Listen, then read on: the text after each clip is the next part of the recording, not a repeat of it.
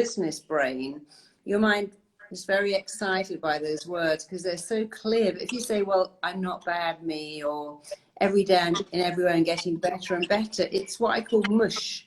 So use really exciting words in the present tense, and then you'll get what you want. Love that. I want to break it back to a few more little tools of the basics. So I've understood so far that self-talk is a massive one. I mean, I've got my own little list in my head of things I would do as well. I saw something else that you spoke about manifesting. So I wanted to just get your views to maybe the beginner of what manifesting means to you and how people could potentially practice it.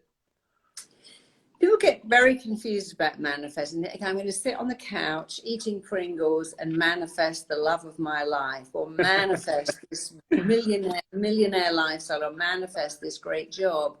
And they think that's all you have to do is to manifest. And you have to actually put it into practice. So if you wanted to manifest a great person, first of all, you take a while saying, I'm great and I'm wonderful and I'm lovable. I've got special qualities. I'm going to find someone who falls in love with my very soul. I'm manifesting them, attracting them, thinking about them. I'm calling them in. But now you've got to go out and put yourself in front of them. So if you're a woman, you should go to golf or poker or a car or somewhere where guys are. And also not the pub per se. Go to some internet classes or where guys are. I mean, I sent one of my clients to a golf course. She was married in a year. I said, look, you're really pretty. You'll stand out. Go and play golf. There's no attractive women there, and not enough. And then for guys, it's the same thing. Go where women are. So many women go to yoga classes looking for a guy. Like, you need to go to the weight room. And the guy needs to go to the yoga class, because you've got to go where people are. I mean, no one says I'm going to manifest a great job. I'm not looking for one. It will come and knock on my door. Yeah. If you want to move home, you have to search for the right property. So manifesting is calling it in, believing you're worth it, focusing on what you want.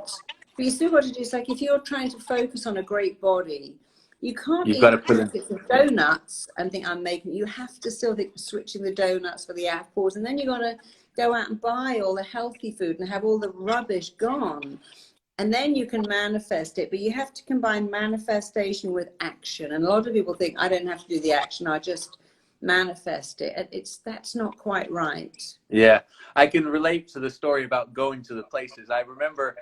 For many, many years of my life, caught up in the nightlife scene. I'm always thinking, why aren't I meeting anybody? Why aren't I doing this? And then as soon as I start switching up my mindset and my surroundings and starting to manifest and put it into action of going to places of potentially where there could be people to match the vibration or match the frequency that I'm looking for. So I end up going to places that are healthier food shopping, or going to, like you said, the yoga or the gym, or going to places where I'm thinking to myself, the people with the same mindset that I have potentially might be here as well. So a massive part is your surroundings as well. It's when it comes down to the action side. Yeah, if you want it, when you're thinking about the kind of person you want, think about the values they would have and think about where that person would be, and then go where you think they will be. So I had the opposite with a guy who could not find love. And he actually went to downtown LA to a hairdressing convention, met someone, he's still with her to this day, because there were like 900 women and him.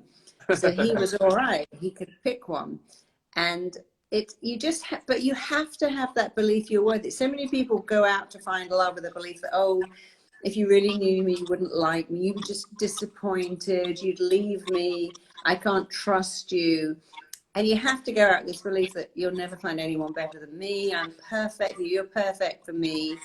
And, you know, when I was getting married, one of my friends tried to say to me, but aren't you worried about all the people you're not going to be seeing? I'm like, no, I'm really happy. He's my one. My granddad said every pan has a lid. He's my lid. But this guy, he cannot commit. He has so many different women on the go because he's got this fear that if I settle, I'm missing out on the next biggest, best thing. I'm like, but you're so unhappy going from person to person. Yeah. But that's really not feeling he's enough. So he's always looking for someone better than him to elevate himself. And you can't give anyone the power to make you feel you're worth being in love with. You have to give it to yourself. And when you know you're worth being with, first of all, you'd rather be on your own than with the wrong person. And secondly, the people you attract also know that you are worth being with. Yeah. How do you break that guy down? Because a lot of that actually resonated with me quite well. I mean, I'm sure this one could go quite deep, but when you find somebody that you feel is moving from partner to partner and can never settle, is it, you know, where do you go with that person to try to help them get better? Do you go childhood? Do you go Yeah, ego? it's always the childhood. Yeah, Or I mean, you know, we can all look at our own childhood, but you know, you learn half of what you learn in your life before you're 5, and children learn what they live. So if you're a kid and your parents are always at work, always out, all you're ever going to pick up for a child is they're at work, yeah, because work, they like it better than me, because before the age of 5 you have no logic, only a feeling. And so a child doesn't understand someone saying, I've got to go to work, or I've got to go out, I've got to earn money. My little girl says to me, Mummy, you don't have to earn money, because if you go to the bank, they give it to you, because that's what you saw. You put a bit of plastic in the wall and the wall and it gives you just money. love So it. they have no contact. All they understand is you're not with me. And then children do this thing called tagging. So they form this belief, you're not with me because I'm not worth being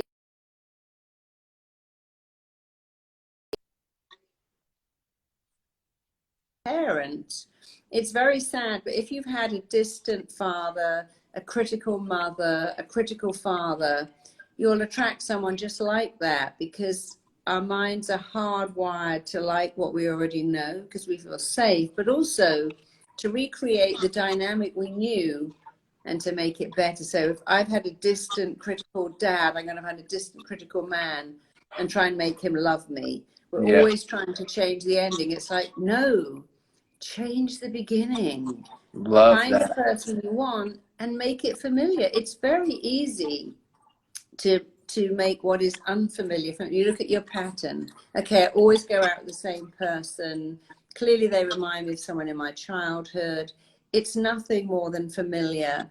I'm going to make a great person familiar. And how you do that is you meet someone and you start to go, oh, he's too good for me, she's too good. What you're saying is, I don't recognize this nice behavior, but I'm going to make it familiar. I'm going to stay seeing this person and make it familiar. And in no time at all, it will feel like the most normal thing in the world. You know, peeing in the toilet wasn't familiar once, but we all got past that. Managing to get a banana in your mouth when you're 2 was not that familiar. Yeah, So decide what you want, but then you must decide to make it familiar. The most vexing thing for therapists like me is seeing our clients who run back to what's been, even if it's bad. It's like lottery winners. 70% of lottery winners are dead broke in 3 years, because if you've never had money and you get a you just paycheck and go. it's all gone, then that's so that when you get money, you spend it all. They don't know what investing is. And the 30% that always keep that money, the percent who've always had money and know how to invest. So, Yeah. you know, 25% of adoptions amazingly don't work, and those children tend to get returned, because Wow. we think that if a child's been abandoned for 4 years and we just hold it and love it, they'll be fine. But children have what's called attachment disorder. I've never been held, and now you want to hold me, and that's so unfamiliar. I'm going to reject that. Yeah. And then the parent gets worried. I can fully resonate with what you were saying there about, you know, I found once I started addressing the fact, so it's like once you are open to the idea of it being some sort of child situation or parent situation, then you start to open up the can of worms. And once you start to open it up and lean into it, that's when things change fully. So I think it's really great that people, once they, like that advice there for anybody that was listening, once you address it and you realize that is what it is, you can work around it. And for me, it worked personally. You know, for many, many years, I was all over the place, couldn't commit to anything, couldn't do anything, ran from everything. And then once I realized why it could potentially be that way, that's when things start to change. And once you open up to the universe starts showing you the good path to follow, you know? Yeah, and it's important to understand it is a fact of life that our minds are hardwired and coded to go back to what's familiar. But here's another fact. Yeah. You can make anything you like familiar. The biggest thing is if you're criticized a lot as a kid and someone says, hey, I love that talk you gave, or I love what you're wearing, go, oh no, I did it all wrong, it was terrible. So people who've not got praise reject it, and then they add in what they know, criticism, they put themselves down. And so you have to think, okay, this is nothing but familiar. I can make praise familiar, criticism unfamiliar. It's a choice. I'm going to wire it in, and then I'm going to get used to it. You know, years ago, I saw this mega famous film director who was suicidally depressed, and I said to him, you know, I loved that movie. He went, oh, it's terrible. Didn't you notice? I'm like, no, it won an Oscar. He went, no, there was no good nominations that year. I'm like, oh, okay. But the second one, he went, no, they even worse nomination. I went, oh, you're someone who can't take praise, aren't you? And he went, yeah, I had such a critical mother. And I said, but why are you still doing it? He said, I don't know. People never stop to think, why am I doing this? Why am I criticizing myself, belittling myself, settling for less, being with someone that isn't worth being with, terrified of being on my own? And then you go, oh, just because it's familiar, there's no other reason. And if I know that, I can fix it. It's really easy. One of my clients said, you know, I have no voice, I can't speak. I never make a fuss. I don't take stuff back in a store. I never send food back in a restaurant. They said, but you know what? I was the youngest kid, and everyone said to me, shut up. No one wants to hear what you have to say. And I'm like, that was 30 years ago. She said, I know. I'm going to change that today. It's the realization of where it comes from. Yes. But you must add that to the decision to change now and to make it familiar. Love that. Absolutely great advice. One last thing to get from you, please, my love, is that I've got so many messages recently, and they were about the stress and the anxiety of what's next. And my little bit of advice that I kind of pass on, a tool that's actually a practice that's really, really new to me that I've known for a long time. I've always thought about doing it, but I've done it every single day for the past 5 weeks, is meditation. So I just wanted to just a really beginner's rough guide of what it is and how you think it could potentially help people right now, because I'm finding nobody's in the present. They're all stressing about what's going on in the forward.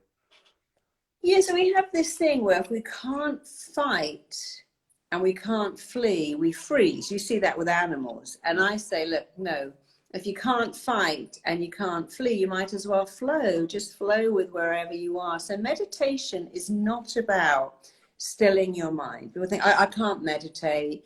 I sat for half an hour to some guru and I was thinking about everything.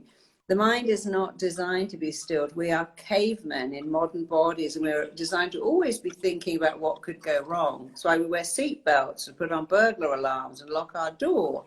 And that's fine. So meditation is really just how to focus. And you only need to do 10 minutes. And the best thing to do is to focus on what you want. Could that be a great job, a salary, raise, an upgrade, a better relationship, or just better health? Focus on what you want. Close your eyes and keep saying, I've got this. I own this. I find that I love these words. I say to myself, what I require of myself and insist on for myself and give to myself is, and then you can say, a wonderful, loving person that really loves my soul, or a beautiful relationship with food where I eat better food, or the ability to monetize a gift. So focus on what you want and keep saying, I want this, I own this, I'm attracting this, I'm acquiring it, this is coming to me and I'm coming to it. As I'm moving to it, it's moving to me. And just keep your mind on what you want. And then you'll start to think of ways to manifest what you want. I think the meditation where you look into a flame and just chant Om is great if you like that. And it is very nice. But a lot of people can't do that. Yeah. And so the waking meditation of just what it is you want, or just relax to some music and do nothing at all. You know, you're a human being, not a human doing. Yeah. Something you just got to be. Great phrase. Love that one.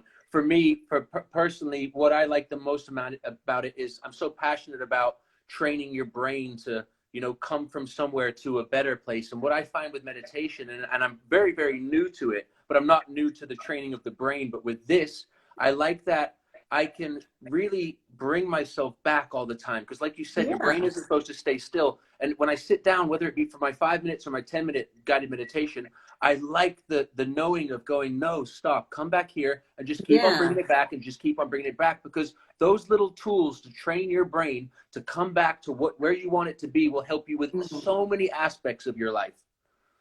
And also, you know, understand that your mind does what you tell it. So if you're meditating, oh, I can't do this, my mind's all over the place, I can't concentrate, whatever you focus on, you get more. And if you say to your mind, you know what, I want to stay here, and this is sinking in like lotion on dry skin, I'm making it sink in, it will start to sink in. But you have to give your mind some clues. I think your mind's a bit like a wild stallion, and you're the completely inexperienced horse rider. Yeah. But you've got to understand that with some skills, you can make that horse go where you want it to go. And so with meditation, it's all about, you know, what do I want? Why am I doing this? What's the outcome? And keep thinking of the outcome. Still my mind, take 10 minutes for me, fill up my mind with the thoughts they want. I've just actually done meditations. I think I released 2 a week. And we did this meditation where you press your forehead and you impress upon yourself exactly what you want. And then you call it in and code it in. And then you just do this little movement side to side of erasing all the old stuff. And then you rewire it and repeat it. And people love it because it's so easy. And it's really only ever going to be about 12 minutes. I think when you give people anything long, like, you know, a complicated diet, a complicated workout, they lose interest. You've got to make it simple and swift. And then people will stick with it. Love that. On that note, I am so grateful for you. Thank you for coming back. I really, really enjoyed talking to you. You know, we met a few years back, and I'm so glad that we've got to this point and we can do these little chats together. I really, really enjoy it. Me too. Well, let's do more. Yes, I was about to say, I think we're going to be locked down for a little bit longer. So why don't we try that meditation? I'll send you a message and we'll get a meditation booked in for the next live. Oh, yeah. We'll do it. Ask your audience what they'd like to meditate on, and whatever is the most popular, we'll do that. Cool. I've just turned the comments on now just to say a little hello to everybody. Listen, guys, do me a favor. Just take a little screenshot. Send Marisa a thank you. Send me a thank you. Share it because I want as many people to experience this as possible. Marisa, I'm grateful for you. I hope you have a wonderful day. And we will talk again next week. Okay, fabulous. Lots of love. Bye, my love. Take care. Thank you. Bye. Bye-bye. Bye. Bye. Wow. I mean, God, she is brilliant. You know, when, like I said this last time as well, you know, when you're just talking to somebody and every single thing they're spitting, you are taking in. Like I wrote down 7 things there. When somebody has that knowledge and experience and that delivery for you to go, wow, I could actually do all those things. I could put all of that into play and it could potentially change me a lot for the better. Wasn't she good? Did you guys enjoy that? Yeah, I think you did. That was a great audience here tonight. Phoebe, what a woman. You're not wrong. Guys, do me a favor because I really want to show appreciation to these guys that show up. If you can just take a little screenshot or whatever it might be, please send her a little thank you. I know it'll mean a lot to her. Yes, Claire, how are you, my love? Claire, I did a convention, what's it called? It was called the Best You convention, where people come and talk about self-help and growth and all these things. And I was there with a company of mine doing a talk myself, and I looked over at this stand and Marisa was there, and there was just hundreds of people around her. And I ended up talking to one of her colleagues. They introduced us, and you know, somebody, when you meet them and they just resonate and they're nice and you can tell they have great energy. And we just got to chatting and stayed in touch. And I started this Conscious Living with Callum live, and I just hit her up and she's like, I'd love to. So she's one of those people that I'm really, really glad can come here and I can share it with you guys, because it's one of those game changers. It makes me want to share it with everybody. I think to myself, wow, if people could listen, so many people could listen, they could gain so much knowledge from her. I left the last Zoom with her, or the live with her, and about her self-talk, and I put it into play the next day straight away. That's how good these opportunities and these things are. Baden, nice one. Thank you for that. Debbie, lovely to see you. Wow. Yeah. Cool. It's funny, before this, I was quite tired. I was like, oh goodness, what questions do I come up with? But when it flows so good and you take in all that knowledge, it's absolutely brilliant. Claire, I'm glad you turned in as well. Listen, everybody, much love to all of you. I really appreciate you guys tuning in every night. It's really, really cool. Much love, guys. Have a good evening. I'm getting off. Thanks for coming. Take care.